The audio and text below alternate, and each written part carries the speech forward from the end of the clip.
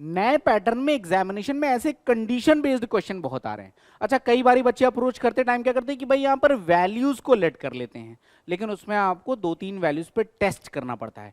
Basic logic समझ जाओगे तो कहीं कोई दिक्कत आने ही वाली नहीं है। क्वेश्चन देखते हैं।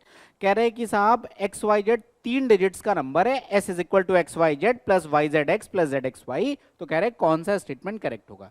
हम बेसिक से ही करते हैं ताकि आपको कभी ऐसे क्वेश्चन में डाउट नहीं आएगा। अब देखो s इज इक्वल टू क्या क्या कह रहा है, सबसे पहला कह रहा है एक्स वाई जेड, तो मैं लिख ले रहा हूं एक्स वाई जेड और इसका फॉर्मुलेशन करता हूं। अगर यहां से मैं नंबर बनाऊं तो क्या बनेगा, ये बन जाएगा 100x प्लस में 10y और प्लस में z। दूसरा प्लस में क्या कह रहा है वाई जेड एक्स, तो अगर मैं वाई जेड एक्स से नंबर बनाऊं तो कितना आ जाएगा, it will be 100y plus में 10z और प्लस में क्या आ जाएगा x, और तीसरा क्या है प्लस में Z X Y. Z X Y यहां से अगर मैं बनाऊं नंबर तो it will be 100z plus में 10x और प्लस में y। तीनों को ऐड करना है तो मैं भी यहां पर ऐड कर दे रहा हूं। अब देखिए क्या हो जाएगा, 100x प्लस में 10x प्लस x यानी कि 111x। इसी तरीके से 100y plus 10y plus y यानी कि 111y, और similarly 100z plus 10z plus z यानी कि 111z। तो ये आ जाएगा 111 आपका कॉमन आ जाएगा और अंडर ब्रैकेट वैल्यू बनेगी x plus Y plus Z. आपने डिविजिबिलिटी पढ़ा होगा तो 111 बड़ा इंपॉर्टेंट टर्म है क्योंकि 37 से डिविजिबल होता है।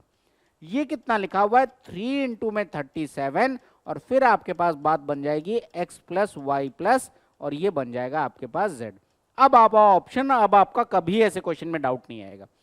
s is always divisible by 3 and x plus Y plus Z. Yes, बिल्कुल सही बात है क्योंकि ये 3 से भी डिविजिबल है, x plus Y plus Z से भी डिविजिबल है, तो बिल्कुल सही है। This statement is correct.